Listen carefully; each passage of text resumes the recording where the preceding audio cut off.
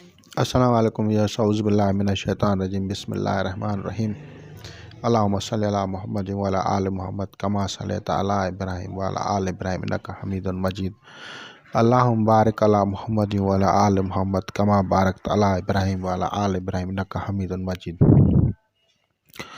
اعوذ باللہ من الشیطان الرجیم بسم اللہ الرحمن الرحیم۔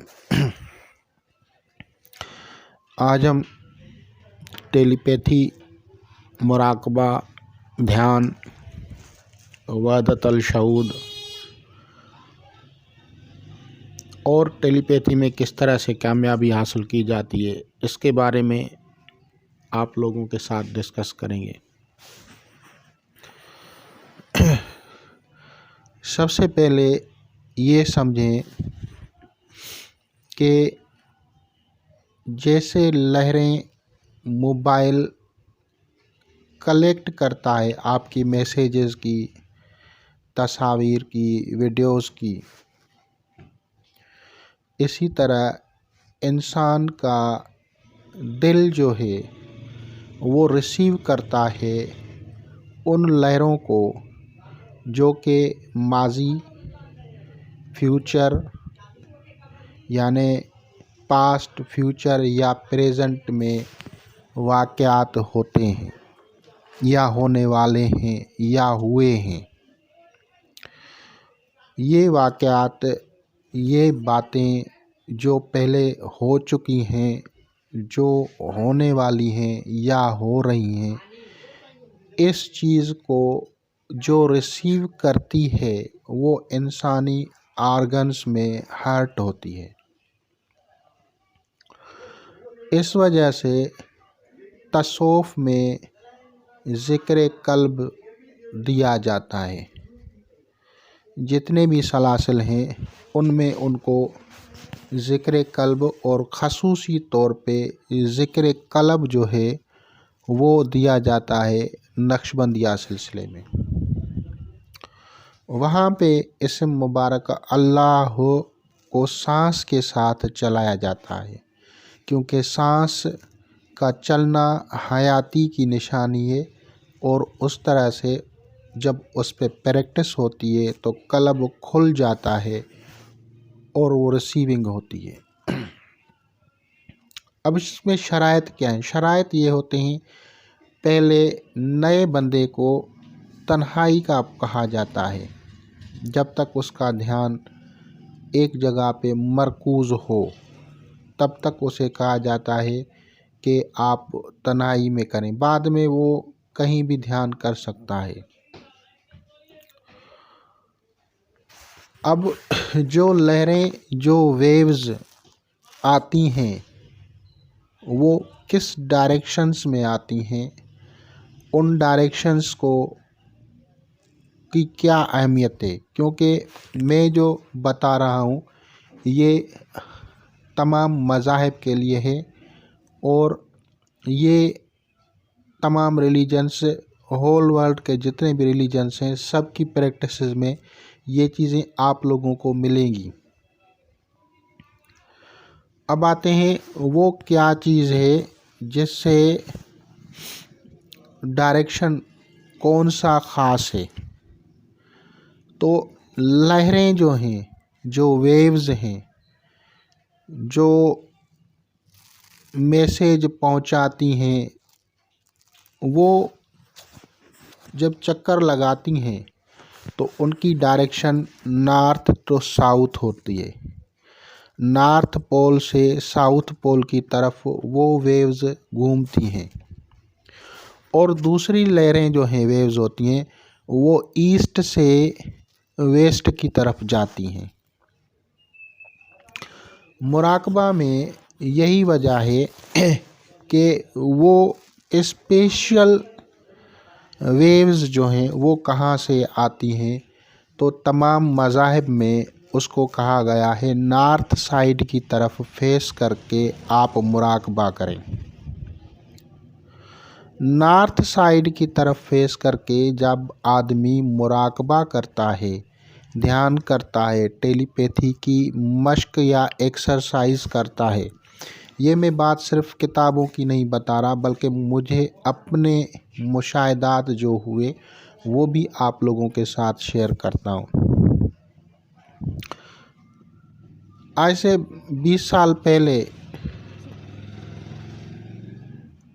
تو سمجھو 2000 سے پہلے کی یہ بات ہے، تو میں سویا ہوا تھا، میرا ہیڈ جو تھا ویسٹ کی طرف تھا، میرے فیٹ جو تھے وہ ایسٹ کی طرف تھے۔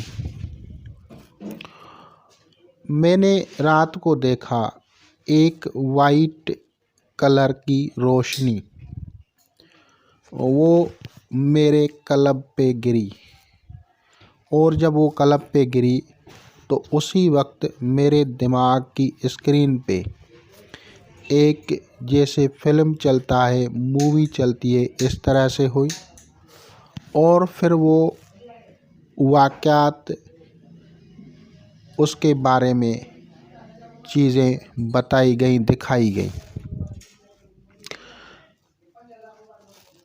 مکاشفات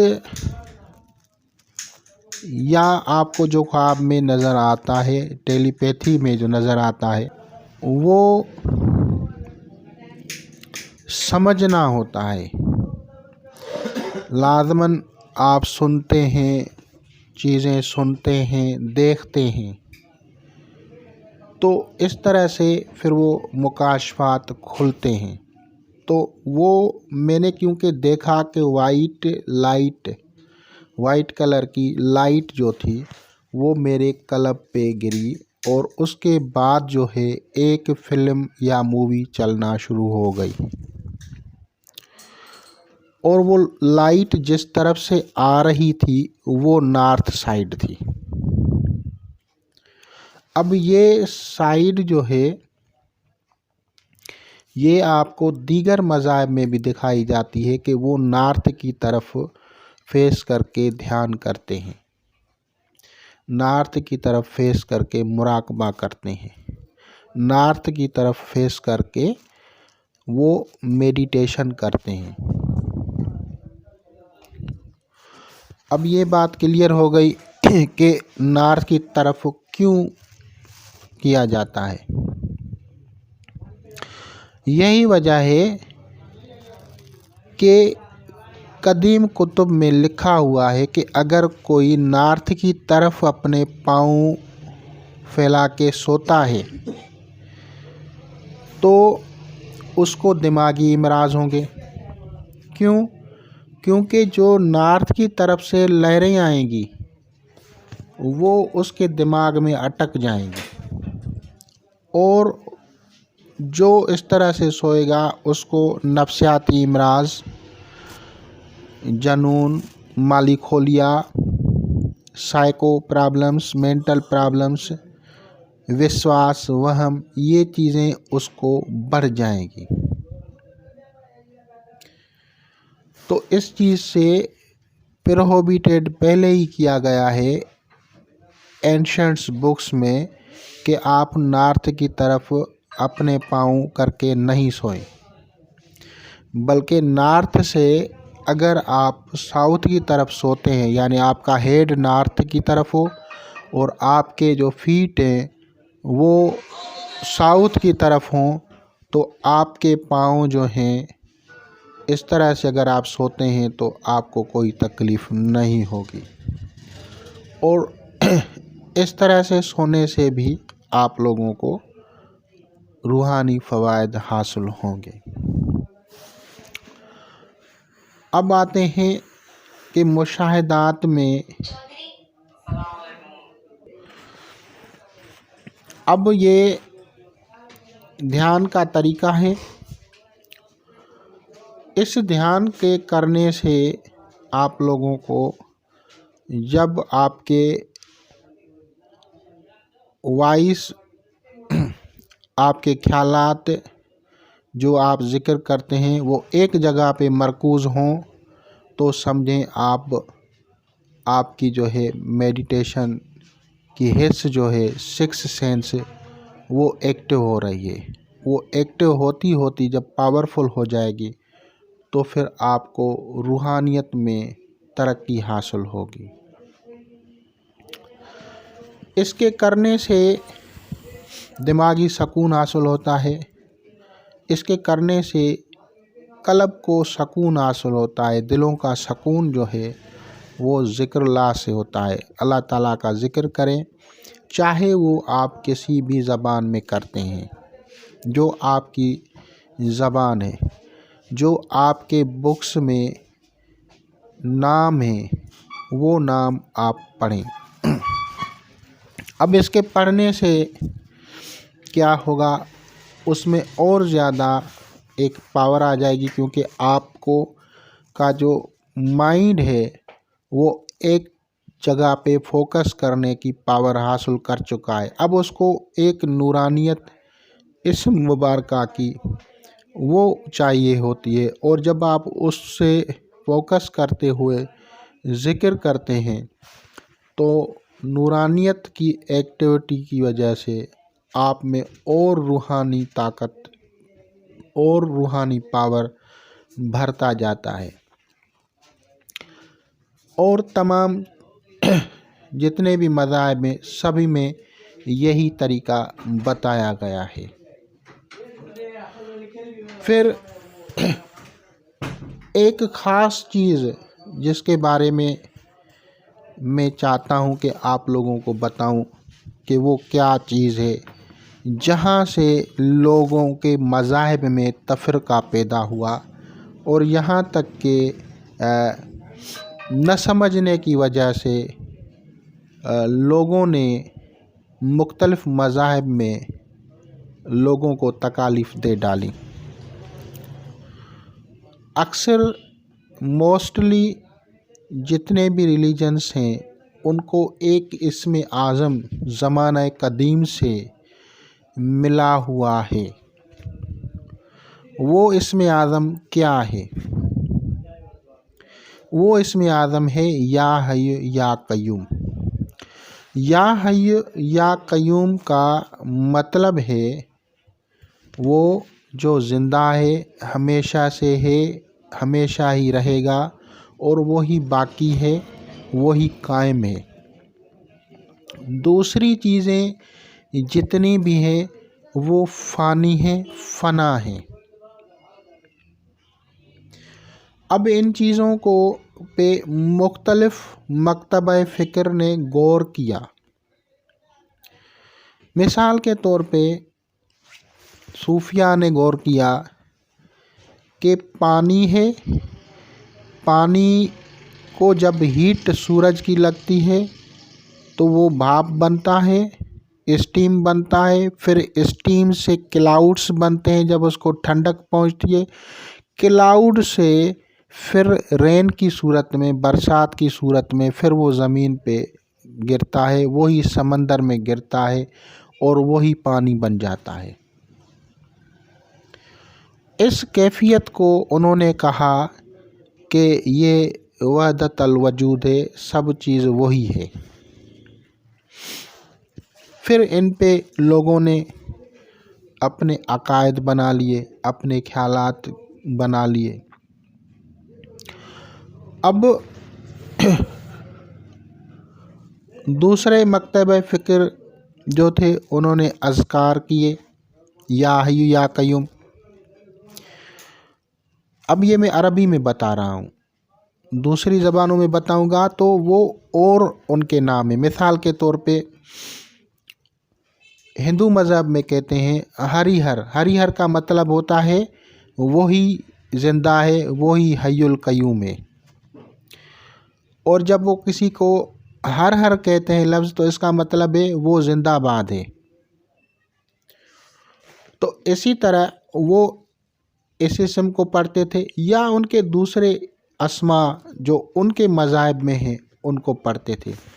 तो जो लोग या हय्यु या क़य्यूम को अपनी ज़बान में पढ़ते थे, मिसाल के तौर पे अगर हम अस्माए जलजलोतिया की बात करें, जैसे दावतुल कबीर अल जलजलोतिया को कहा जाता है, जो गौसुल आज़म हज़रत गौसे समदानी, कुतुब रब्बानी, महबूब सुबहानी, कंदील नूरानी, मुहिउद्दीन हज़रत शेख सैयद अब्दुल कादिर जिलानी बगदादी रहमतुल्लाह अलैह ने جس کی دعوت دی تھی اور دعوت الکبیرات میں شمار ہوتی ہے، اسے اسماء جلجلوتیہ یا قصیدہ الجلجلوتیہ کہا جاتا ہے۔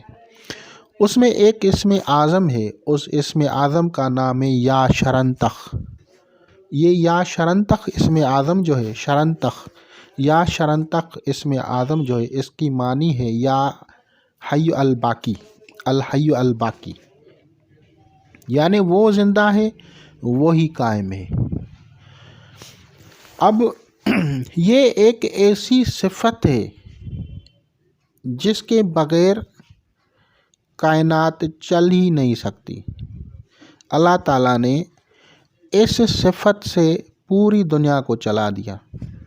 جتنی بھی تخلیقات آپ دیکھ رہے ہیں، جتنی بھی تخلیقات آپ کو وجود میں نظر آ رہی ہیں اور جتنی تخلیقات وجود سے معدوم ہو رہی ہیں، یعنی وہ تخلیقات جو بن رہی ہیں اور جو تخلیقات فنا ہو رہی ہیں، تمام تخلیقات جو ہیں ان سب تخلیقات کا جو منبع نور ہے جس سے یہ دنیا چلتی ہے، وہ صفت الحی الباقی، الحی القیوم، یا حی یا قیوم یا شرنتخ، یہی اسم اعظم ہے۔ کیونکہ اصل ذات مبارکہ اللہ جو ہے وہ حی القیوم ہے۔ اب اس نے جب اس کائنات کو بنایا، ان تخلیقات کو بنایا، چاہے وہ انسان ہی ہو، چاہے وہ ستارے ہوں، چاہے وہ مٹی ہو، چاہے وہ پانی ہو، چاہے وہ ہوا ہو، چاہے وہ درخت ہوں، سبزہ ہو، پہاڑ ہوں، سب چیزوں کو جو بنایا ہے تو صفت حی القیوم کی تجلیات کا اس میں تاثیر ہوتا ہے۔ جب کوئی اللہ کا بندہ، اللہ کا فقیر، اللہ کا ولی یا حی یا قیوم کا ذکر کرتا ہے تو اس کو ایک ایسی منزل آتی ہے کہ اس کو وہ نور نظر آتا ہے، اور جب اس کا مشاہدہ اور کھلتا ہے تو وہ جس چیز کی بھی طرف دیکھتا ہے اس میں یا حی یا قیوم کا نور اس کو نظر آتا ہے۔ جب اس نور کو وہ نظر آتا ہے، یہ دیکھتا ہے، تو اب یہاں پہ تھوڑی سی بات سمجھنے کی ہے۔ وہ نور دوسری تخلیقات میں جب سفر کرتا ہے، وہ تجلیات چلتی ہیں تو وہ چیزیں چل رہی ہوتی ہیں، جب اس سے وہ طاقت صفتی نکل جاتی ہے تو وہ چیز فنا میں چلی جاتی ہے۔ مثال کے طور پہ اسٹارز جتنے بنے ہوئے ہیں، یہ بن بھی رہے ہوتے ہیں اور فنا بھی ہو رہے ہوتے ہیں۔ اب جب وہ صفت یا حی یا قیوم کا مشاہدہ کرتا ہے تو اس کی تجلیات صفاتی اس کو تمام چیزوں میں نظر آنے لگتی ہیں۔ جب ان چیزوں کو وہ دیکھتا ہے تو کچھ لوگوں نے یہ خیال کیا کہ ہر چیز میں وہ ہے، جو کہ پہلے عقائد میں لوگوں نے شامل کر لیا۔ بعد میں جب اسلام کا دور آیا تو حضرت محمد صلی اللہ علیہ وسلم اور ائمہ کرام، اہل بیت مطہرات، ان کی تعلیمات میں اس چیز کی نفی کر دی گئی کہ اللہ تعالیٰ کی ذات کو محدود نہیں کیا جاتا اور یہ کفر ہے۔ اب وہ صفات جس کی تجلیات کو لوگوں نے مشاہدہ کیا تمام چیزوں میں، تو اس کی وجہ سے لوگوں نے ہر چیز کو پوجنا شروع کیا، اور یہی وجہ ہے کہ پولیتھیسس کا اس طرح سے وجود ہوا۔ پہلے لوگ ایک ہی رب کی، ایک ہی اللہ تعالیٰ کی عبادت کرتے تھے، بعد میں وہ لوگ دوسری چیزوں میں الجھ گئے۔ ہر چیز جو اس صفت کی وجہ سے چلتی ہوتی ہے، جب وہ نور، وہ وائٹل فورس، وہ قوت کسی چیز سے نکل جاتی ہے، ختم ہو جاتی ہے، تو وہ فنا ہو جاتی ہے، وہ ختم ہو جاتا ہے۔ انسان اگر چل رہا ہے تو وہ یا حی یا قیوم کا نور ہے، وہ چل رہا ہے، لیکن اگر انسان سے وہ نور چلا جائے تو انسان بھی مر جاتا ہے۔ پیڑ پودے، ٹریز، درخت، حجر، شجر یہ سب چل رہے ہوتے ہیں، وہ سبز ہوتے ہیں، درخشاں ہوتے ہیں، لیکن جب وہ نور ان سے چلا جاتا ہے تو وہ پیڑ اپنا وجود کھو دیتا ہے۔ اسی طرح اسٹارز، جتنے بھی گرہ، جتنے بھی سیارے، جتنے بھی ستارے ہیں، وہ جب فنا ہو رہے ہوتے ہیں تو اس وقت اس میں سے وہ تجلی صفاتی یا حی یا قیوم کی نکل جاتی ہے۔ جب وہ اس سے نکل جاتی ہے تو وہ ہی اسٹار جو ہے، وہ سیارہ، وہ ستارہ، وہ چیزیں فنا ہو جاتی ہیں۔ اب ان کو ماڈریٹ جو ہے، لوگ جو ہیں وہ اپنی اپنی تھنکنگ کے حساب سے ان پہ عمل کر رہے ہیں، لیکن حقیقت یہ ہے کہ یا حی یا قیوم کی یہ قوت ہے، اور جن لوگوں نے مشاہدہ کیا اور قدیم طریقوں پہ چلتے آئے، وہ دوسری چیزوں کی بھی پوجا شروع کر دی، اور جو لوگ اسلام پہ ہیں انہوں نے ایک رہنمائی ان کو مل گئی حضرت محمد صلی اللہ علیہ وسلم کے توسل سے اور ائمہ کرام کے توسل سے، تو وہ اس چیز سے بچ گئے اور انہوں نے صرف اللہ تعالیٰ کی عبادت کی۔ اور یہی بات حضرت امام حسن علیہ السلام نے فرمائی کہ اللہ تعالیٰ کو کسی چیز میں اور کسی چیز پر یعنی محدود کرنا ہے، اور محدود کرنا وہ یہ کفر ہے۔ تو یہ ٹیلی پیتھی کے مشاہدات ہوتے ہیں، ان کو جب آدمی مشاہدہ کرتا ہے اور پھر شریعت مطہرہ اسلام پہ اگر وہ چلتا ہے تو اس کی پاور اور تجلیات میں اضافہ ہوتا ہے، اس کی قوت روحانی بڑھ جاتی ہے، جو کہ دنیا اور آخرت کی بھلائی ہوتی ہے۔